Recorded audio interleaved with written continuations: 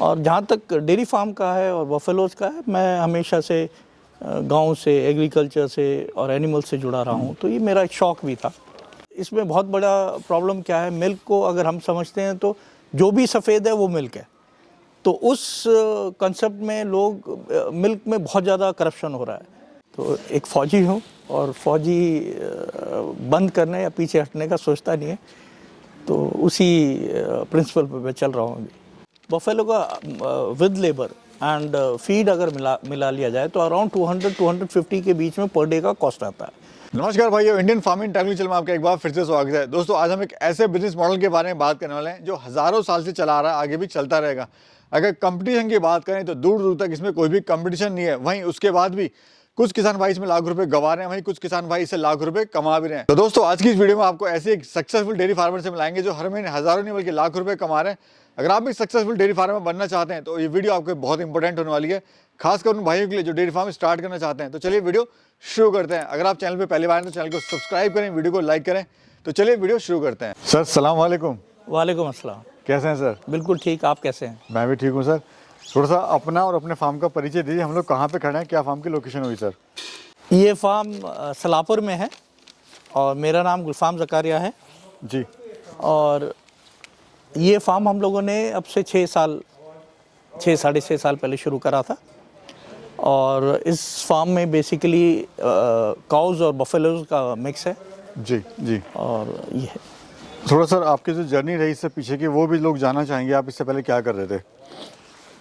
मैं बेसिकली हूँ इसी गांव का, पर मेरे फादर आर्मी में थे, वो कर्नल थे। तो मैंने भी पढ़ाई के बाद आर्मी ज्वाइन करी थी। मेरा सिलेक्शन थ्रू एनडीए था एंड कारगिल के बाद किसी रीज़न से मेरे को वापस आना था। तो फिर हम लोगों ने, जब थोड़ी बहुत ज़मीन है हम लोगों की यहाँ और यहाँ से कनेक्ट है, तो उस कनेक्ट को मेंटेन करने के लिए हमने सोचा कुछ यहाँ पे काम शुरू करा जाए। तो उस वजह से यहाँ पे ये डेयरी फार्म शुरू करा था। और आर्मी में किस पोस्ट पे थे सर आप? कारगिल के टाइम में वहाँ पे एज अ मेजर था और उसके बाद मैंने क्विट करा था। थोड़ा सर यहाँ पर जानना चाहूँगा, एक मेजर की रैंक थी सर आपकी, बहुत ही एक वैल्यूबल और बहुत ही मतलब एक अलग ही ओहदा होता है उस चीज़ का। तो वो मैनेज करना और प्लस यहाँ पे आप डेयरी फार्म मैनेज कर रहे हैं, तो कितना मुश्किल आपको लग रहा है या फिर आप इसको एंजॉय कर रहे हैं? मतलब कैसे आपको यहाँ तक आए? जहाँ तक आर्मी थी वो तो मेरा पैशन था जी। एंड अपने देश को सर्व करना एनी डे एक बहुत अलग इमोशन है। और जहाँ तक डेयरी फार्म का है और बफेलोज़ का है, मैं हमेशा से गांव से, एग्रीकल्चर से और एनिमल से जुड़ा रहा हूँ, तो ये मेरा एक शौक़ भी था। तो टोटल सर कितने एनिमल हैं अभी? शुरुआत कितने एनिमल से आपने करी थी? हम लोगों ने जब शुरू करा था, हमने अराउंड 90 एनिमल्स से शुरू करा था। अभी भी तकरीबन 80-90 के आसपास हम लोग अभी होल्ड कर रहे हैं। इन्वेस्टमेंट कितना आया था सर शुरुआत में? एनिमल्स पे कितना आया था, शेड पे कितना आया था, टोटल कितना आया था? सिंस ये जो ज़मीन है ये हम लोगों की खुद की है, तो यहाँ तक शेड और बाउंड्री वगैरह ये सब प्रिपेयर करने में अराउंड 75 लाख के आसपास खर्च हुए थे। एंड जब हम लोगों ने 90 एनिमल्स शुरू में लिए थे, वो अगेन 70-75 लाख के आसपास था। तो टोटल 1.5 CR का इन्वेस्टमेंट था हम लोगों का। सर, अक्सर लोग देखते हैं कि या तो बफेलोज करते हैं या फिर गाय का डेयरी फार्म करते हैं, बट यहाँ पे अभी मैं देख रहा हूँ मिक्स हैं, डेयरी फार्म भी है और साथ में बफेलोज भी कर रहे हैं। तो ये बड़ा चैलेंजिंग नहीं होता सर अपने आप में? नहीं, सिंस काउज और बफेलोज नेचर वाइज इतना ज़्यादा डिफरेंस नहीं है, इनके फूड हैबिट्स इतने ज़्यादा डिफरेंट नहीं है। डिफरेंट है पर ज़्यादा डिफरेंस नहीं है। तो इसका रीज़न ये भी रहा कि जो लोकल थोड़ा बहुत जो मिल्क जाता है, लोग प्रेफर बफेलो मिल्क करते हैं, बट जो हम बल्क में दे रहे हैं नेस्ले को, उनके कलेक्शन पॉइंट को, उन लोगों को काउ मिल्क की ज़रूरत थी। तो ये रीज़न था, इन दोनों को मिक्स करके हम लोगों ने यहाँ रखा। अभी डेली कितना प्रोडक्शन है सर मिल्क का? हम लोगों का मिल्क प्रोडक्शन मंथ वाइज और एनिमल किस स्टेज में है उसके अकॉर्डिंग वेरी करता रहता है। From 300 litres per day to 450 litres per day के बीच में वेरी करता है। सर, अक्सर देखा गया है जो लोग हैं वो डेयरी फार्म चला नहीं पाते, क्योंकि या तो उनको वो अपना दूध सेल नहीं कर पाते या फिर उचित जो रेट है वो उनको मिल नहीं पाता है। तो रीज़न क्या होता है सर, क्यों ऐसा? मतलब इसका बहुत बड़ा रीज़न है जो फॉडर का जो चार्जेस हैं, फॉडर है, इसका ड्राई फॉडर है और वेटनरी जो एक्सपेंसेस है, वो आजकल बहुत ज़्यादा एक्सपेंसिव पड़ रहा है। मिल्क रेट्स उसके कंपैरिजन में उतना इंक्रीज़ हुआ नहीं है। सो जो वीज़ा वी कॉस्ट अगर दोनों का देखा जाए, एनिमल्स को मेंटेन करने का कॉस्ट बहुत ज़्यादा हो गया है।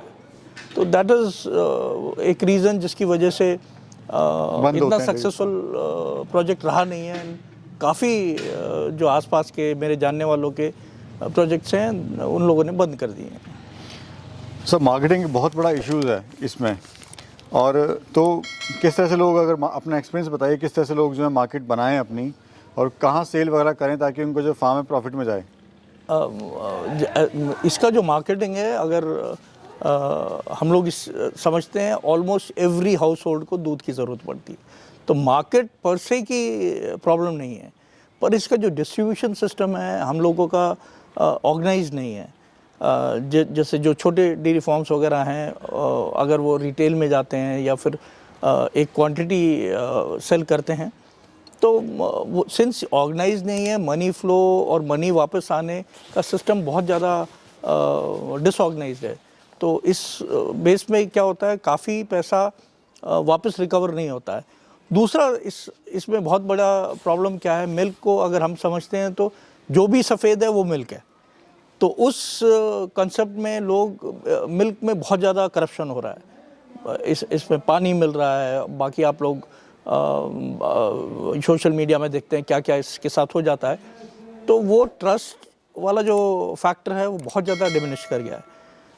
तो जहाँ अगर हम जिस तरह से हम लोग मिल्क सेल करते हैं, अगर जो हमें प्रोड्यूस एनिमल से मिल रहा है उसी को हम अगर आगे बिक्री करें तो उसमें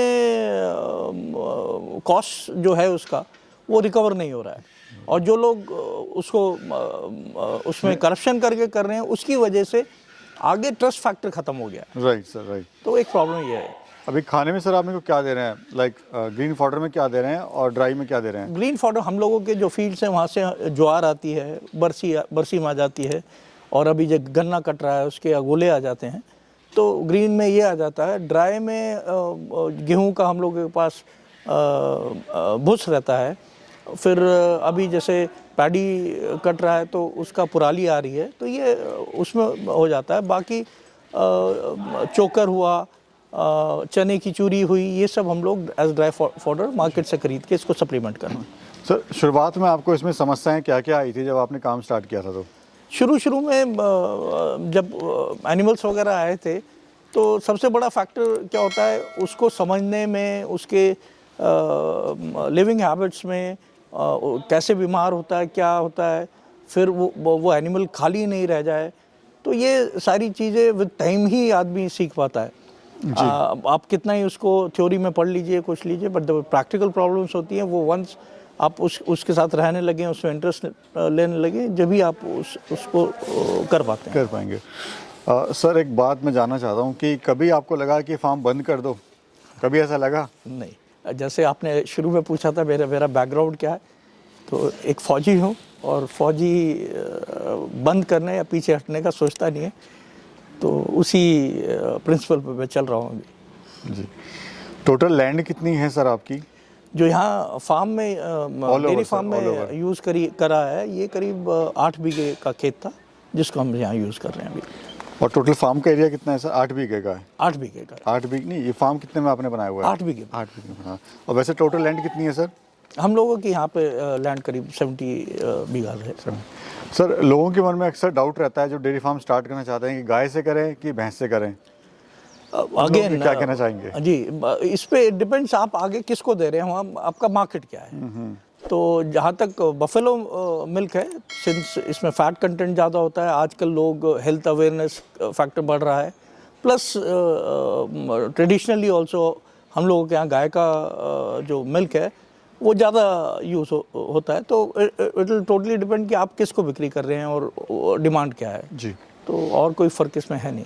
सर अगर कोई गाय से शुरू करता है तो बेस्ट ब्रीड आपकी नज़र में कौन सी है, और बफेलो से शुरू कर रहा है तो उसके लिए बेस्ट ब्रीड कौन सी है? जो मैं सजेस्ट करूँगा, गाय सजेस्ट करने के लिए HF सजेस्ट कर लो, जर्सी गाय सजेस्ट कर लो। हम लोगों को देखना पड़ेगा हम किस एनवायरनमेंट में रहते हैं और हमको कितना आसान से किस ब्रीड को हम लोग रख सकते हैं।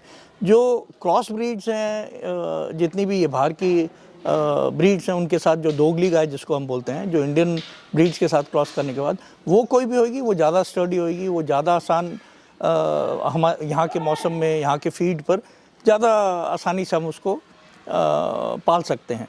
वेयरएज अगर बिल्कुल प्योर ब्रीड्स एचएफ जो बेहतर ब्रीड बताई जाती है उनको रखा जाए तो उनकी कंडीशंस के लिए उतना ज़्यादा खर्चा करना पड़ेगा, उतना ज़्यादा ध्यान, वेटनरी जो फैक्टर है वो बढ़ जाता है। तो उस वजह से मैं तो सजेस्ट करूँगा जो इंडियन ब्रीड्स, इंडियन में जो दोगली हैं, जो मिक्स ब्रीड्स हैं, उनको रखने में ज़्यादा फ़ायदा है। और बफेलो अगेन अगर लोकल मिल जाए, पंजाब से, हरियाणा से कोई मुर्रा बोलेगा, अगेन इट विल डिपेंड कि मिक्स ब्रीड कोई अच्छी मिल जाए भैंस तो उनको रखा जा सकता है, उसी को आगे कंटिन्यू करा जा सकता है। सर अगर पर एनिमल की बात करें तो फीडिंग में क्या कॉस्ट आ रही है, कितने का वो दूध दे रही है, प्लस कितना उससे हमें प्रॉफिट मिल रहा है? अगर कॉस्ट फैक्टर हम एग्जांपल के लिए एक बफेलो का ले लें, बफेलो का विद लेबर एंड फीड अगर मिला लिया जाए तो अराउंड 200-250 के बीच में पर डे का कॉस्ट आता है। अगर 60 रुपीज़ भी, एक एग्जांपल केस से बोल रहा हूँ, हम लेते हैं पर बफेलो की मिल्क का, बफेलो के मिल्क का, तो अगर वो 8 लीटर्स भी दे रही है तो 60 into 8 480